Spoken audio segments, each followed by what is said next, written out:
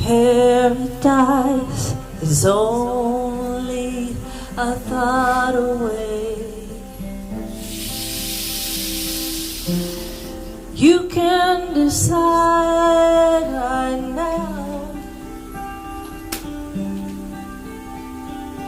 Fill your thoughts with your desire.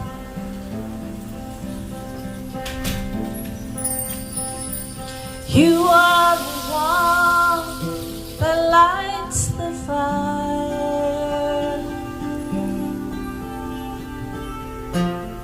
Right now, right now, right now, right now.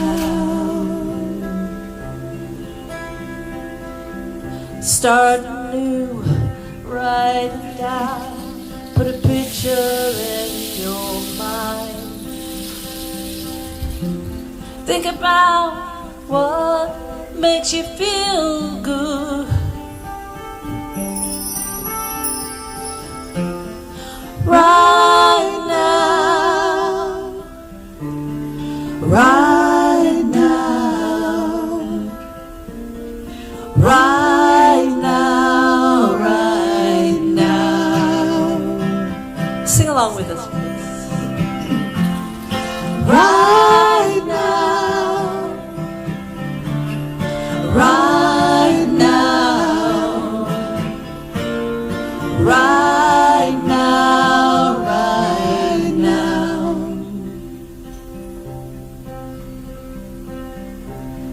I picture a world of peace. Yes. Every child running free. I feel rejuvenated and alive. Yeah.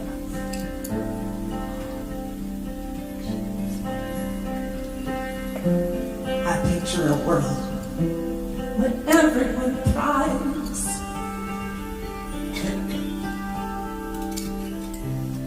I picture a world of beauty.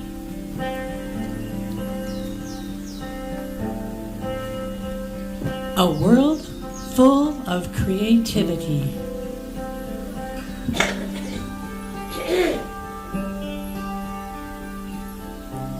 I picture a world where everyone belongs.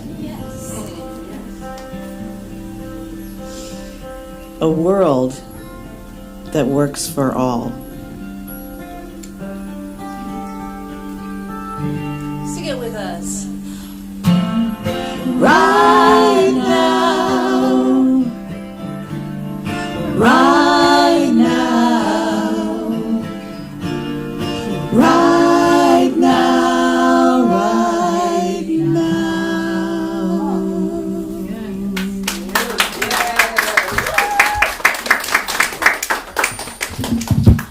I want to do that again. Well, we do want to do it again and pass the mic and everybody say, Oh my goodness. we got to get used to it. Okay. Good morning. Good morning. Welcome. I am Reverend Sharon Dunn-Alberg, your senior minister, your spiritual director, and we have a new month. We have a new month, which means we have a new book of the month, which I highly recommend, Thich Nhat Hanh, The Art of Living. Really, it's a wonderful book. And why don't we, before I get into all the things I'm excited about, why don't we say good morning to each other? And how we do that is we have a prayer hand position and we bow and we say to one another in any way you want to, Namaste, which is the spirit in me sees the spirit in you, or the divine light in me honors the divine light in you. Say hello to 3 people.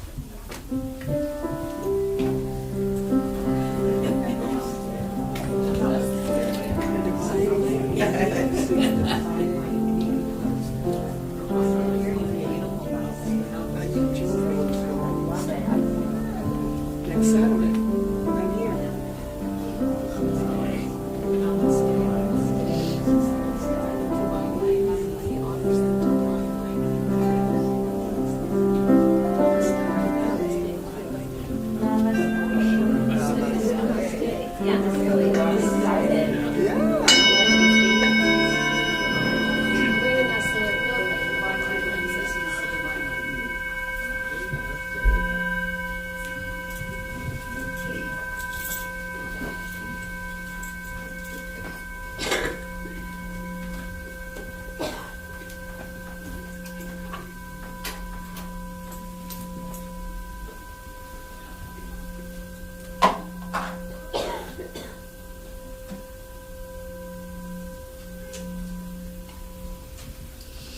And what do we do the first Sunday of the month?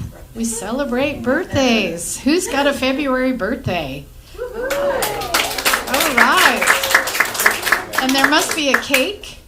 There is. There is a cake. Oh my It's goodness. banana bread. Banana bread. Okay, so be sure to join us after service for our gathering time and have some goodies. Now, I don't know if we've overlooked this, so I'm going to plug it. Part of this birthday idea is that you get a gift with for a free practitioner session with a practitioner, which is valued anywhere from $75 to $150. So why wouldn't you take advantage of that? Practitioners work with beliefs, so maybe you have something that you would like to kind of be done with. And that is exactly what we do. So take advantage of your birthday gift, and if you haven't used your birthday gift before, you still can use it. It doesn't have an expiration date. So, and there's a list of practitioners on the ticket, so you can pick whomever you want to have a session with. So please take advantage of that. And are there any demonstrations this week? What is that? What does that mean? Is there anything that you set an intention for that happened? Or maybe you had a prayer request and it happened? Anything like that happen this week for anyone? Anne. Well, my niece has, a grand niece, is carrying twins, and it has been sort of precarious. So prayer team has prayed for several months now, and she was hospitalized for a slight problem, but it turned out to be a kidney infection. So she was able to go home and with an antibiotic and go right on carrying a pregnancy strongly. So, yay! And those boys are already healthy and ready. So we're holding vigil at this point, with excitement. Yesterday, I set an intention to ride the elliptical for a record over my 4 hours and 40 minutes, and I stayed on it for 5 hours on one.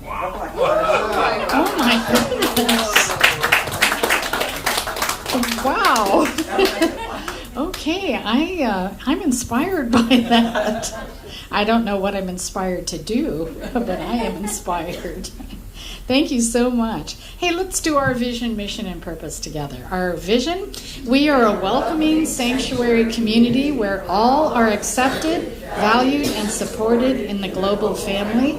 In our mission, we inspire personal and global transformation through the teachings of science of mind. And our purpose: in joy and love, we connect in service to all life. Very good. So we have a brand new theme this month, which I'm very excited about. And you'll see it on top of our screen there, Radical Interconnection. And we're going to talk about that today. That's our February theme. Remembering that our annual theme for 2025 is Rising Higher, Growing Deeper. Again, I like all of this. I'm excited for the new year. So I have the honor and privilege of bringing our practitioner up to take us deeper, Peter Rolita. We are so happy you're in the house. Thank you, Reverend.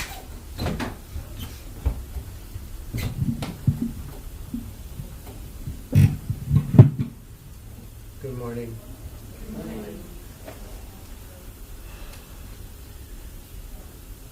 There is one power.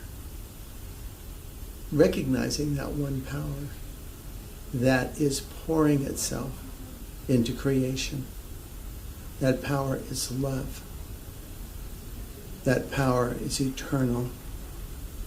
That power is right here, right now. I am so grateful to be part of this service and to accept that love deep into my own heart.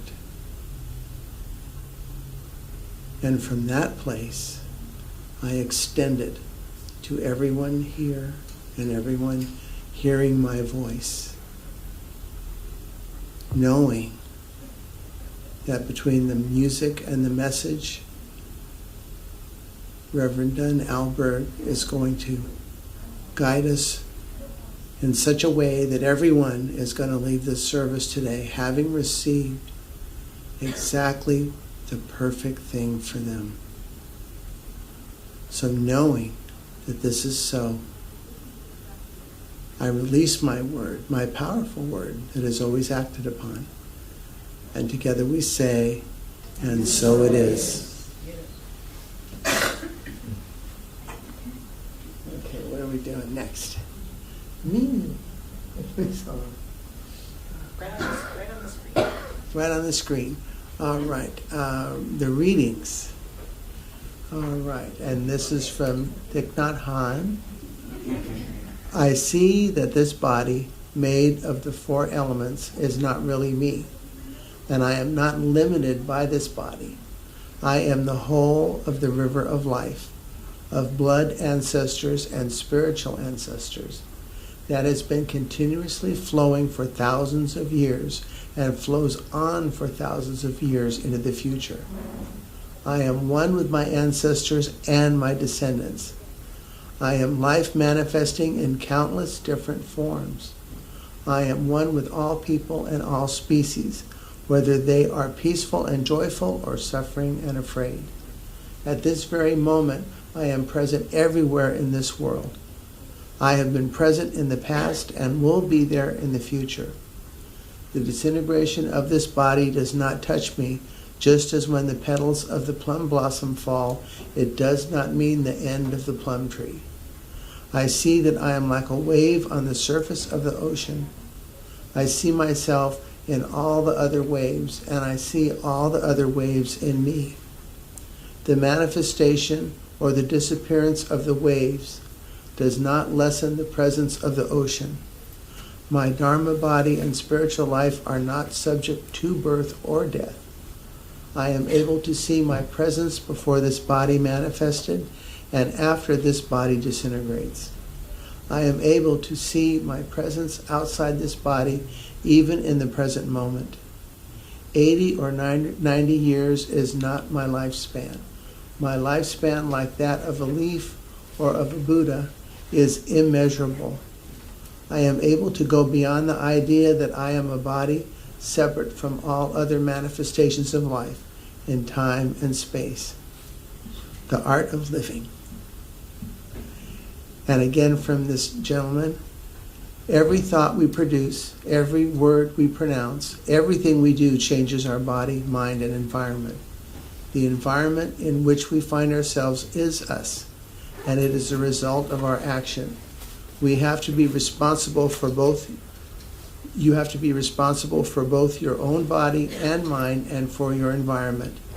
Your environment is you. With mindfulness, compassion, and understanding, you can assure a better future for yourself and for the world.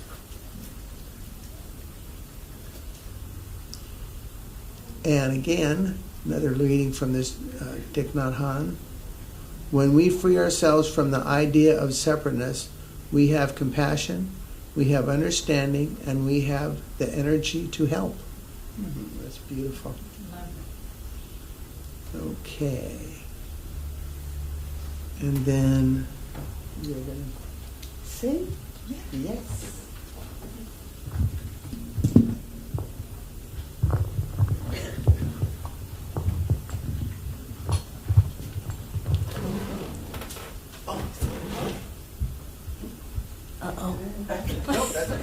Well, if you're mad at me, now's the time. In the head. So this is another new song from the band, and Sue's been busy writing.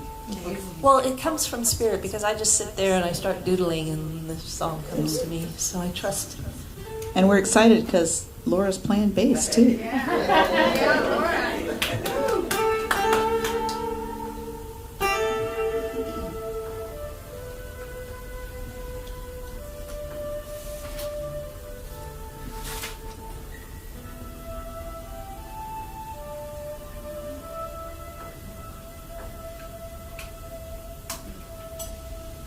Deep in my thoughts, I hear an echo. A higher power is calling me. When I quiet my thoughts, I hear the still small voice. There to guide me, calling me, calling me, ooh, calling me, calling me,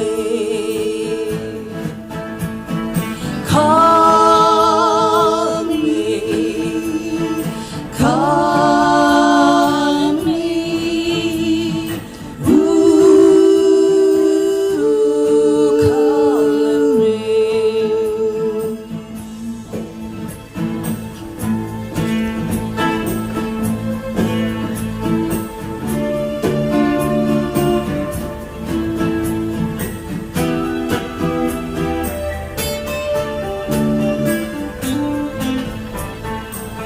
Join us. Calling me, calling me, ooh, calling me. One more time. Calling me, calling me, ooh, calling me.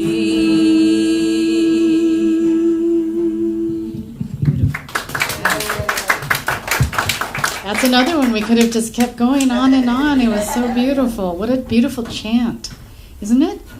Beautiful chant, calling me. The higher spirit. There it is. Oh my gosh, that's wonderful. So, my topic today is emptiness, the wonder of interbeing.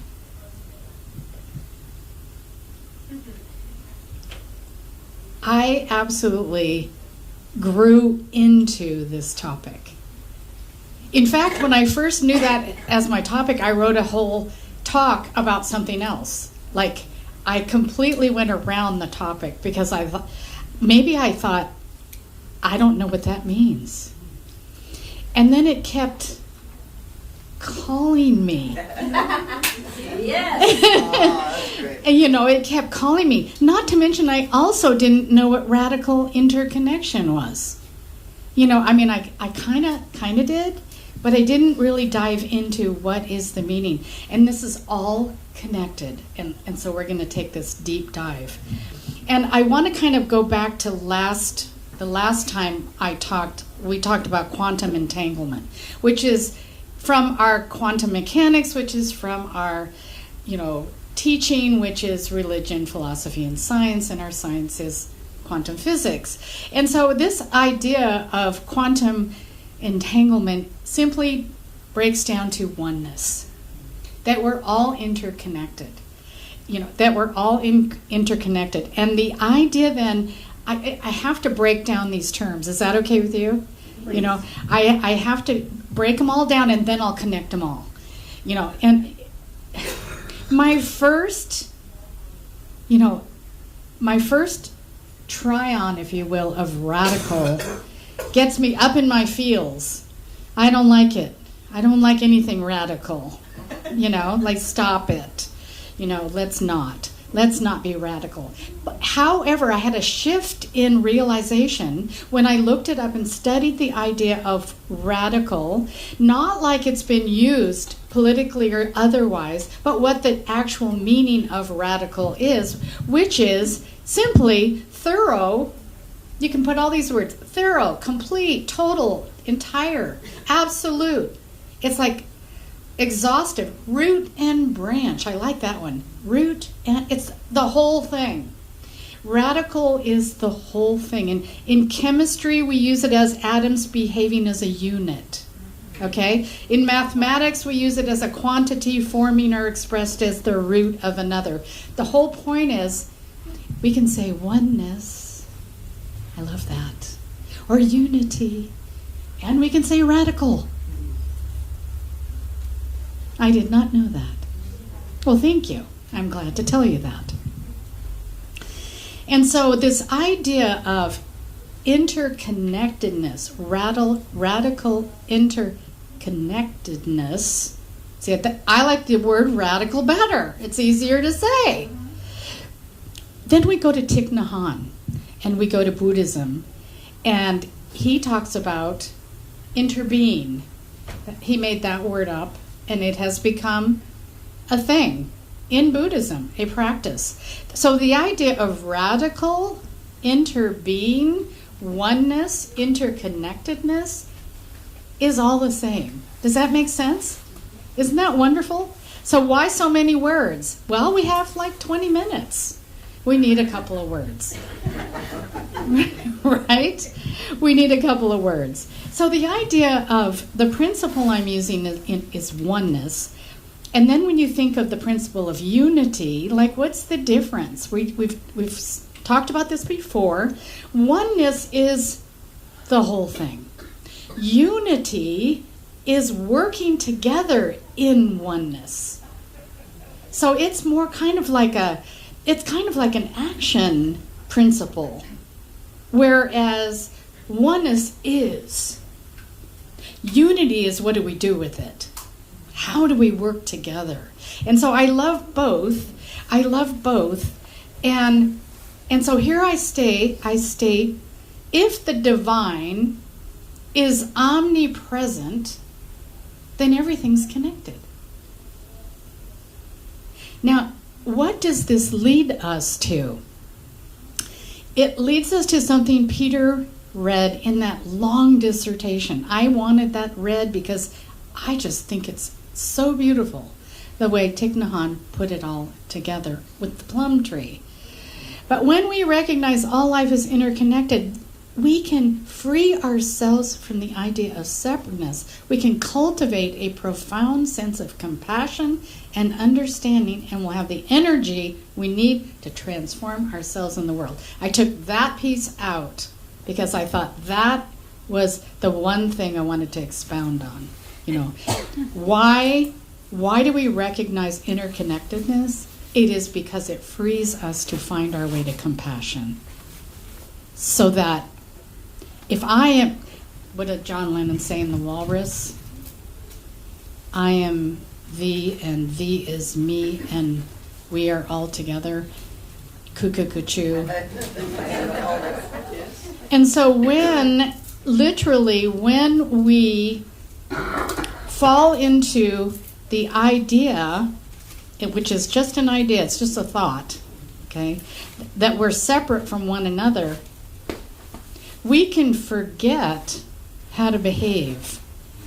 We've talked about behavior quite a bit in the last year because there's a lot of misbehavior out there, and I'm trying to sort through it all and see my part in it, because I can't see out there and say it's happening out there now if we're talking about interconnectedness and oneness and unity and all that good stuff, right? That would be an illusion, a misperception that I'm not a part of it.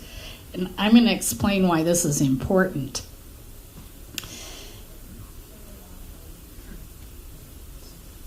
I want you to think, about recently in your life you have condemned something. We talked about this in class. We're always judging. Judging is wonderful. Judgment is a thing we must do as humans. Judgment lets us know where we are in relativity. Then discernment lets us know which way we want to go. And then condemnation is where we fall off the Buddha rock. Right? So I'm asking you to think about being judgmental it's got a bad taste, it's got a bad connotation associated with it, but in this context, let that go. We have to be judgmental. That's what our survival instinct is, and it keeps us safe. We don't have to be condemning.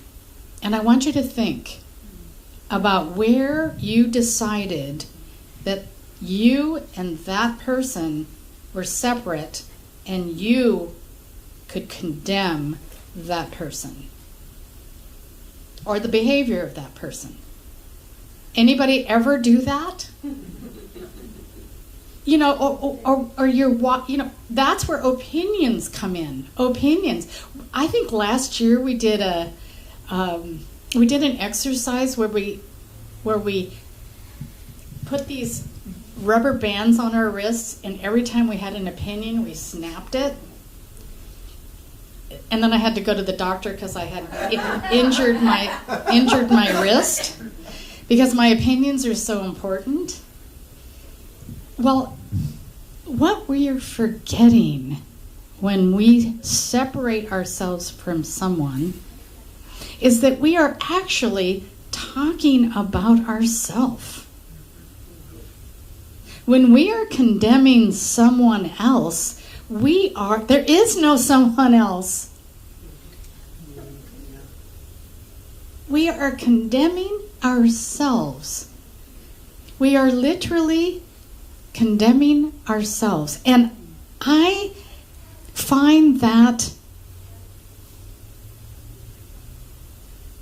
quite an awakening. Oh, you know, and I never, you know, I don't take the time to get a mirror out and go, wow, that was really harsh. Do you think if we did that, you know, if we really thought about what we were saying as we were saying it to ourselves, that we would be saying those things? Or might we think those things, which is totally understandable, but then not focus on it as a statement, but rather look at it and go, ew, how can I reframe what I'm saying and use some of the guidelines that have been given to us by such avatars, if you will, as the Sufis or the Buddhists or Mahatma Gandhi. Let's go over some of those things. How to stand guard over the gate of the mouth. Now we know this. We know the Sufi gates. You've heard them. How many of you have heard of the Sufi gates? Okay, well here they are. The Sufis who are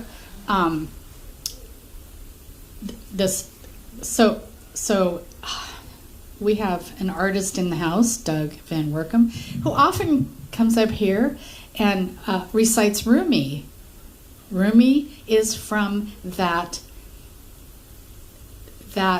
thinking, that the Sufism, and it comes from Islam. Islam then has kind of another department called Sufism, and you've heard of the whirling dervishes. They're part of that, and it's just lovely, and they're just wonderful. They have the most wonderful philosophical, spiritual, religious teachings, and this is one of them. They advise us to speak only after our words have managed to issue through 3 gates.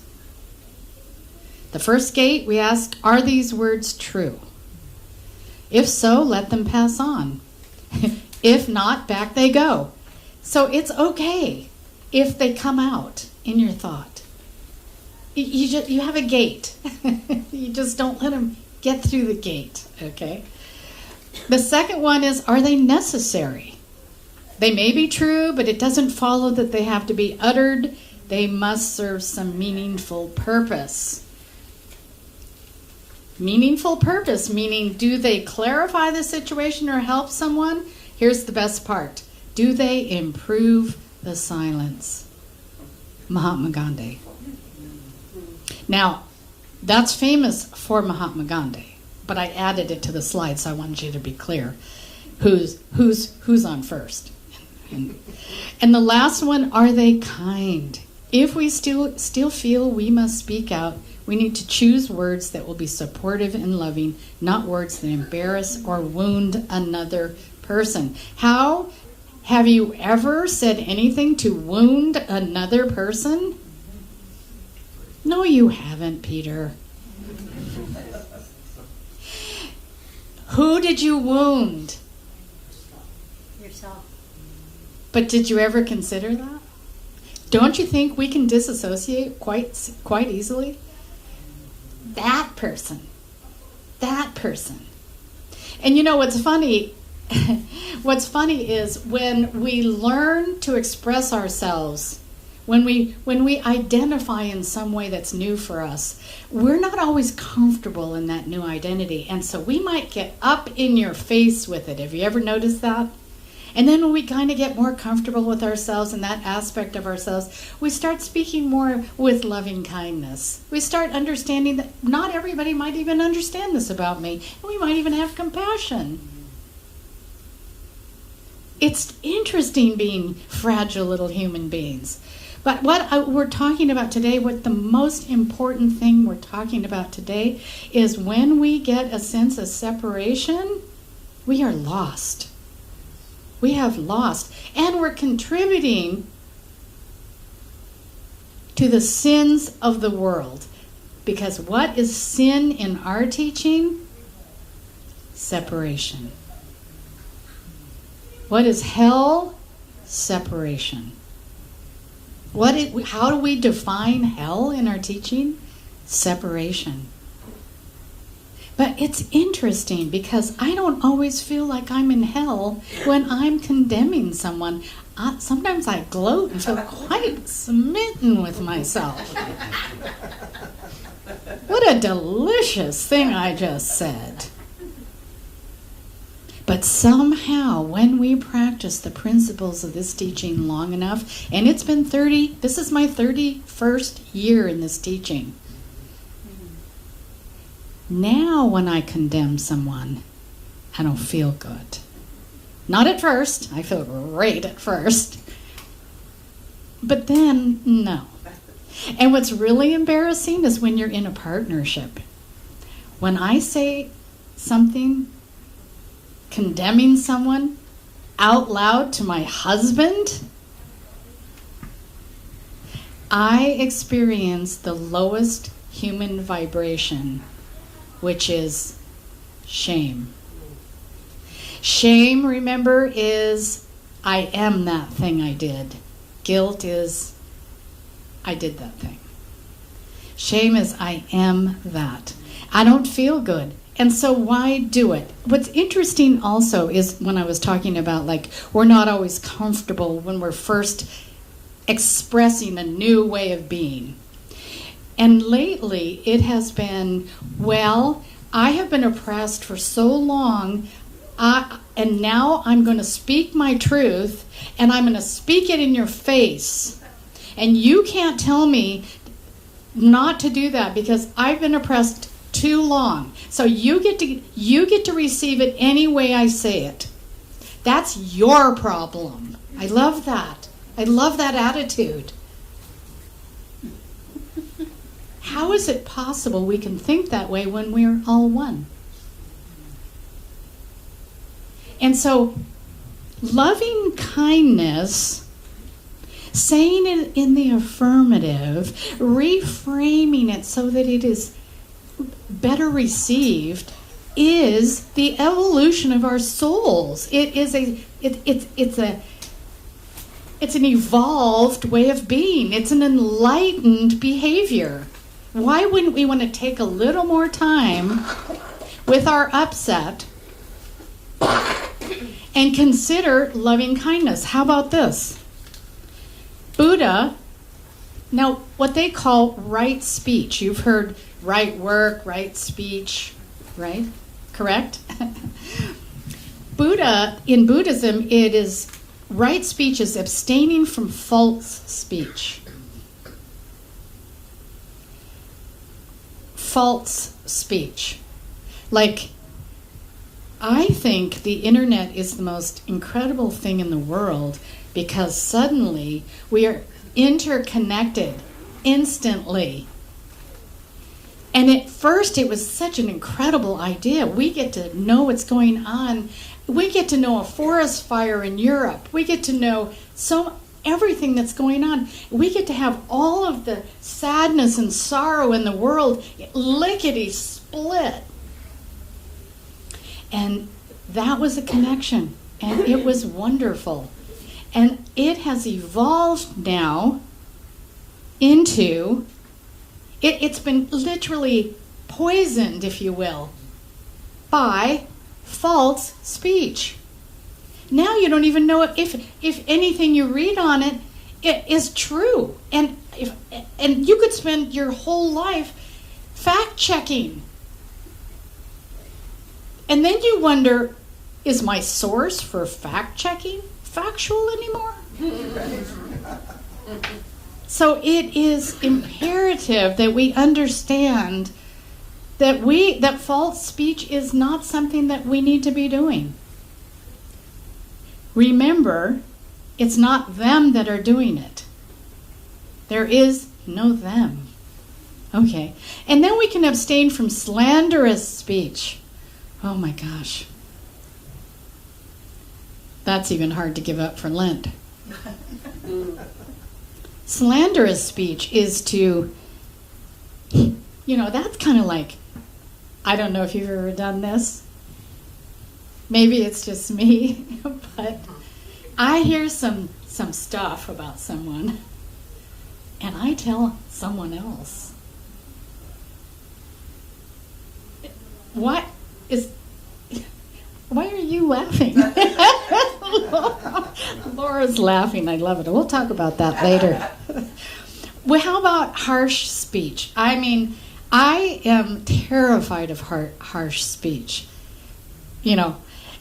My mentor, my teacher, my guru took me out and said, your problem, and what your problem is. You want everyone to get along.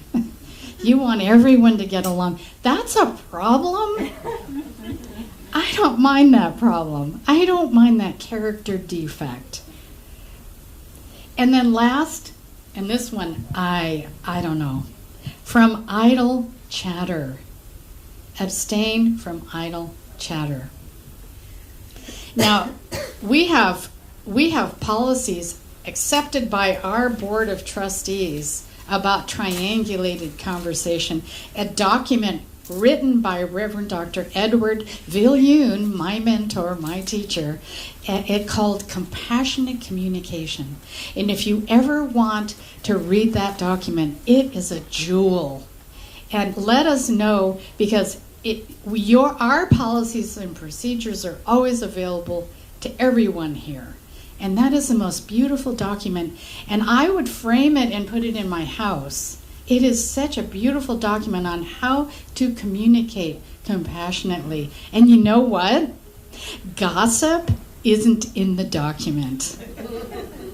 Gossip is not in the document. If the person isn't there, you don't talk about the person.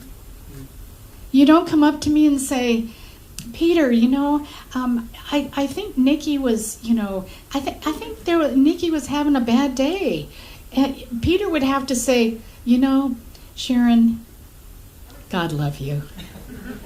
But Nikki's not here right now, so I'm not able to talk about that. Should you want to talk about that, let's call Nikki in and have Nikki join us. You see? You see where we're going here? These kind of guidelines, aren't they amazing? Like, do you feel like everyone in the country is abiding by them right now? Isn't it wonderful? But remember, it isn't everybody in the country. It is me. I am everybody in the country. So I can uplift everybody in the country. Mahatma Gandhi is the one that said, speak only if it improves upon the silence. And this is the last, I saved it for last. Because I'm not telling you not to talk. I'm not saying don't speak in a difficult conversation. I'm not saying that at all. I'm saying be mindful of how we are with one another. So he says, silence becomes cowardice when occasion demands speaking out the whole truth and acting accordingly. Is that not fantastic? Silence becomes cowardice if we don't speak up. But the question is, how do we speak up? How do we use right speech to speak up? So this whole idea then of oneness in the spiritual principle of oneness in unity leads us to compassion and understanding. Is that fantastic? And then we realize and recognize always that we're all one. And I loved our reading with Thich Nhat Hanh, who included all species. All species. So you don't gossip about your dog. At least that's how I take that. The shift in perception enables us to emphasize more deeply with others, understanding their feelings and experiences as interconnected with our own. Did you hear that? Because then you would think the person that is so far off from the way you perceive things is you. Is that wild? In recognizing that, then we can have compassion and understanding. Meaning that if that thing that was said was so outlandish and against your principles and values and everything else, you get to ask yourself, when have I acted against my values and principles? When have I been that? Because I don't get to see it, this is quantum physics, I don't get to see it or hear it unless I can relate to it, unless it lives in me somewhere. And this is the evolution of soul. This is the enlightenment, to really look at every single thing and own it, so that we can neutralize it with the principles: love, light, wholeness, abundance, peace, joy, wisdom, intelligence. How can we neutralize and take that deep dive within us in order to have a different outcome for us all? It's deep, yes? Who thinks it's deep? Who's in? Who's in? So this week, what are we going to do? Pay attention to what comes out of what? Our mouth. And when we're doing that, because isn't it easy to pay so much attention to what's coming out of others' mouths? Oh my gosh, do you know what he said? Oh my God. Oh! I can't believe it. Then we have to say, oh, wait a minute. There is no other. There is no other.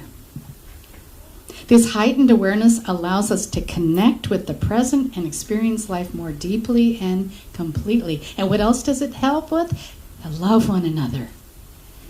Oh my gosh. And forgive. First ourselves, because that lives out there lives in here. And then make sure that that forgiveness is complete, so that why? No, you're not forgiving the behavior and saying it's okay, but rather we're giving that being that is me safe passage through my mind. Not what the being is saying and not any of that, but safe passage through my mind. There is not a sentient being or a species that we do not love completely. And love is eternal. Love is infinite. Love is immutable. It's unwavering. And it has nothing to do with liking. We don't have to like. So, let me see if I'm complete, because I'm starting to feel very complete. The idea this week is, remember to start your day mindfully. I will be mindful today of right speech this week. And as I said earlier with John Lennon in The Walrus, I am thee and you are thee as you are me and we are all together. Now I genderized that.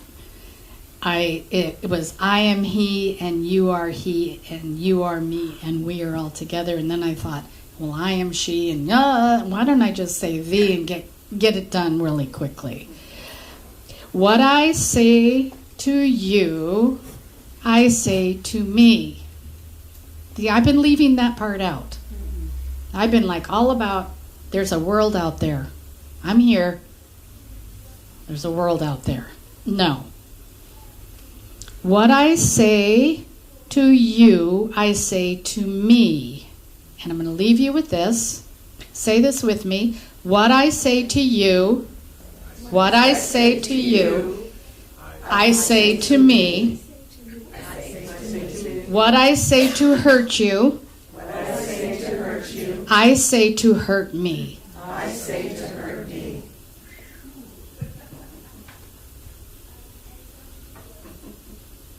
Let us pray.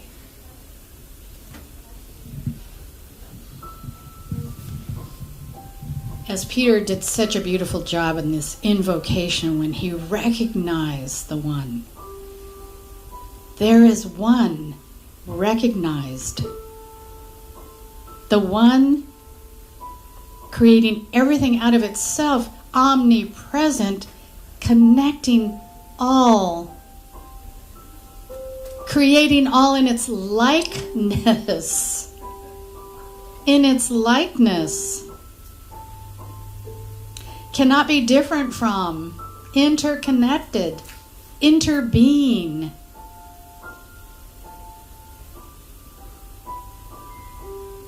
There's no place where one stops and the other starts. And this is an infinite creator.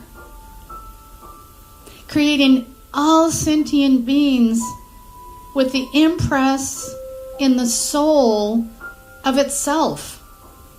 So each of us, unifying with that, has a soul that is infinite, that is connected to all souls, that came to this incarnation already correlated, already united, already one.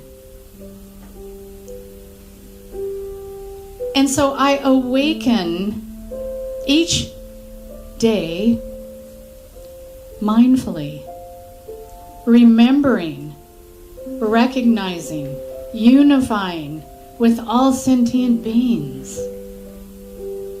And as Thich Nhat Hanh said, even those who are suffering and angry and in fear, my love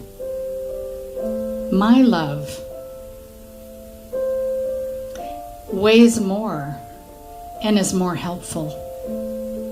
My love uplifts all sentient beings.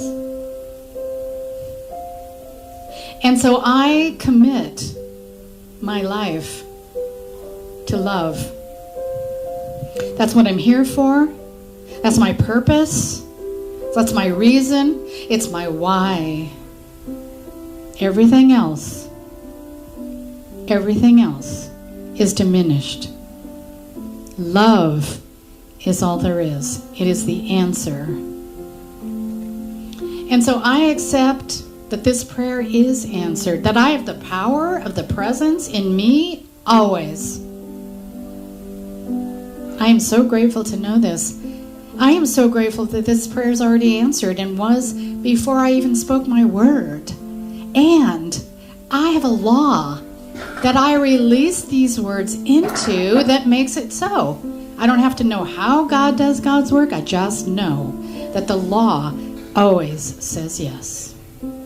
And so affirm with me as we say, and so it is. Ashe. Shalom.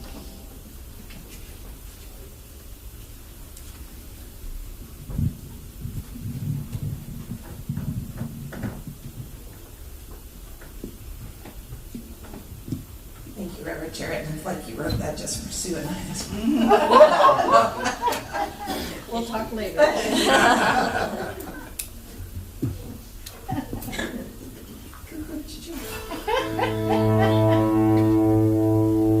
I love it when I can, when COVID happened, I was in a band with a lead singer, and we played all over Sacramento, played at the Delta King all the time. Oh my God, that was so fun. And all kinds of places.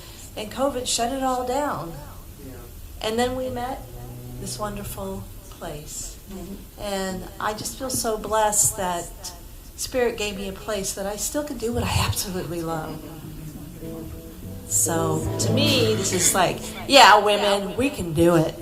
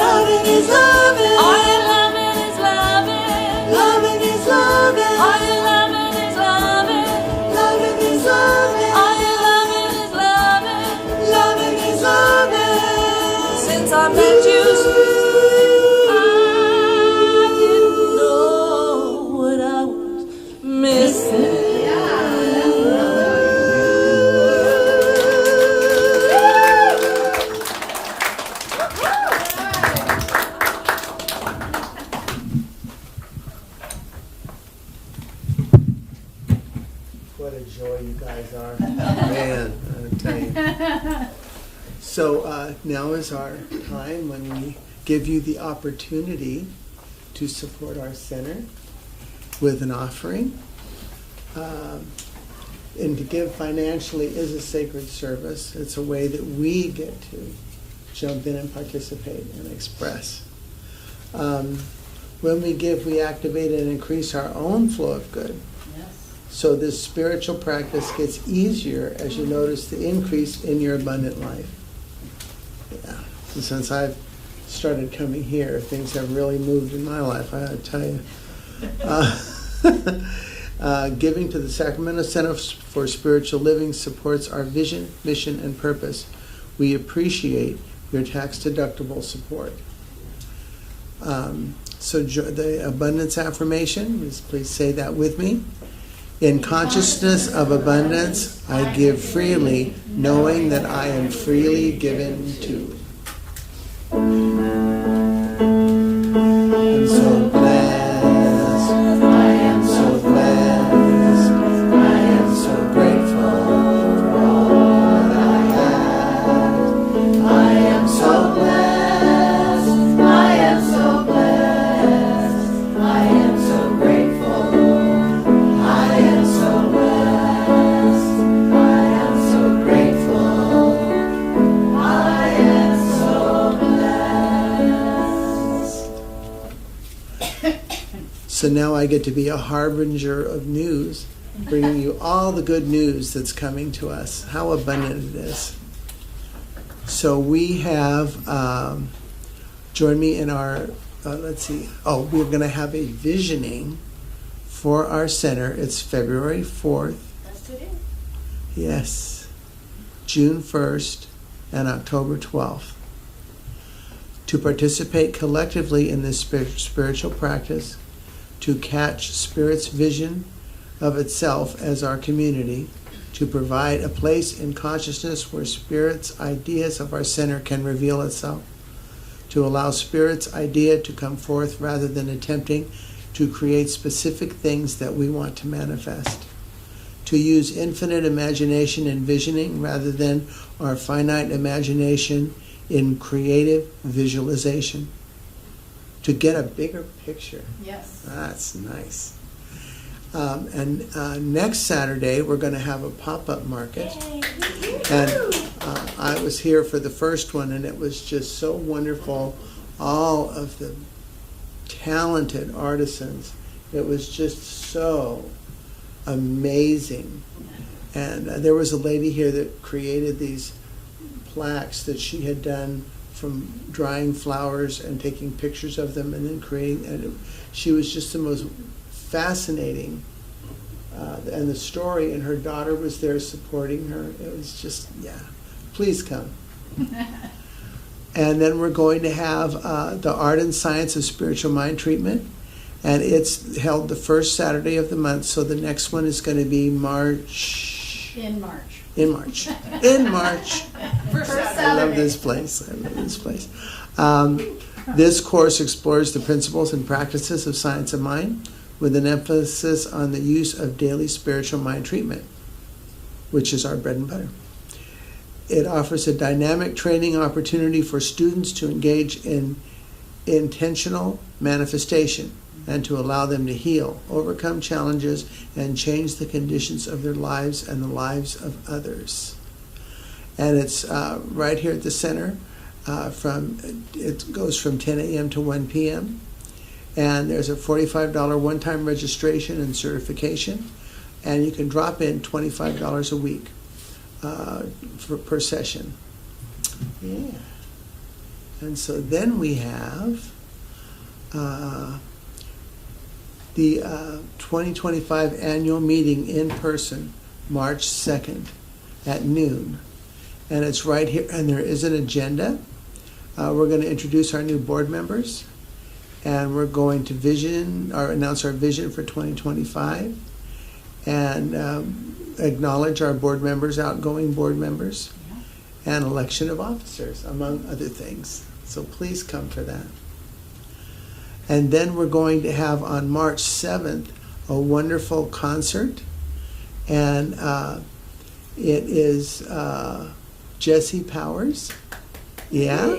And it's going to be a wonderful concert. It's an opportunity to bring friends to go to a concert and get to hear some beautiful music. March 7th at 7 p.m. Doors open at 6:30. And it says with wine and hors d'oeuvres. Oh my goodness. And yeah, and it benefits our center. And we also have coming up our grand opening. I didn't know we hadn't opened. But anyway, it sure felt like it. It's just a grand opening party is what Oh, it is. thank you. See? Yeah. These wonderful ladies steer me Celebrate all around. of our work. Yes. These wonderful ladies steer me around the curves. It's going to be from noon to 3. And let's see, what is the date for that? Oh, April 6th. So please come to that. And we're going to have guest musicians, Gary Lynn and Floyd. And yeah. And Gary said that he would hang out with the band later and jam with us. So we're excited. Oh my goodness. That's awesome. Exciting. Okay. You want to read our affirmation? Oh, our affirmation. Please join me in our affirmation. I embrace my connection with all life. We'll do a closing song and then a benediction, right? Okay, yeah. Okay, Hey. awesome. You all know this song. The words are up there, but This is where I sit here. I don't think you need too many words. Just join in.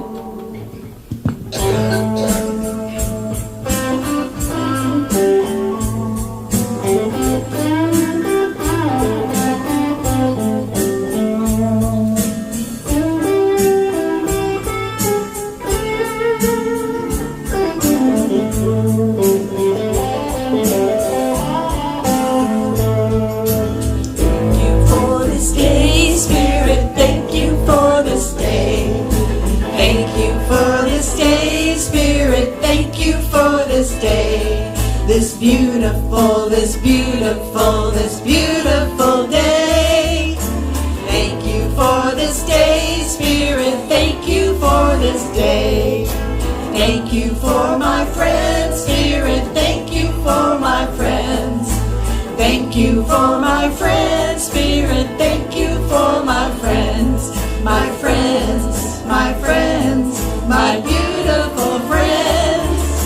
Thank you for my friends, Spirit. Thank you for my friends.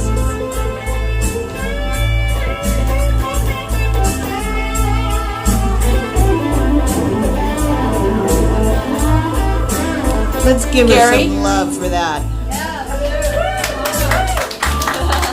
Thank you, and I can't wait till Gary goes.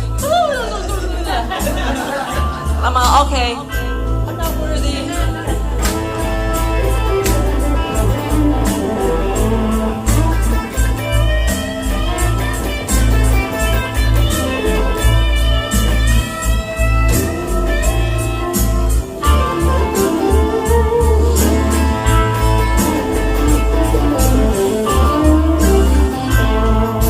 Thank you for the love, Spirit. Thank you for the love.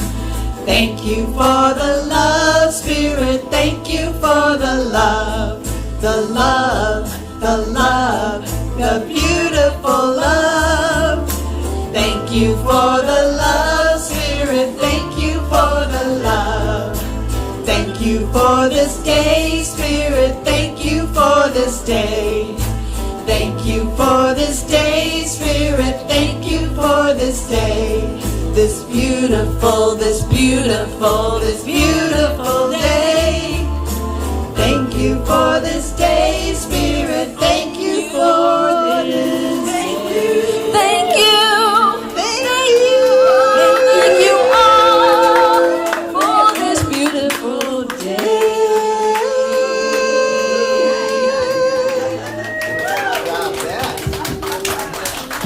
Okay, everybody, let's stand up and get in a circle so we can do our benediction, which is a closing, so to speak, but please take this all week. Don't close it.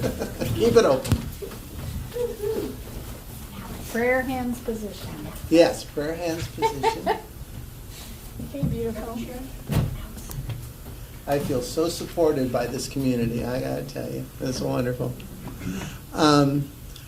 So in closing, such gratitude and love fills my heart for this opportunity to be here with all of you. And as I said in the invocation, I just am so grateful that everyone is leaving here today having received the perfect thing for them to receive. I let it be so, and so it is. And if anyone would like prayer, I am here to pray with you. I'll be right here and hanging out. Just come up and let me know you want prayer.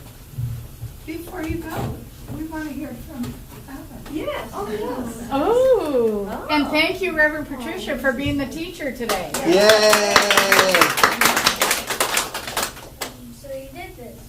I colored in. I did a waterfall and I put some stickles on. And then I drew some flowers and I did a sky. Wow. Wow. What does it say? And I wrote love. What does it say? We take this time to give thanks for all that is good in our life. The world before us, the family and friends around us, and the love and place our life for all this time and more. We give thanks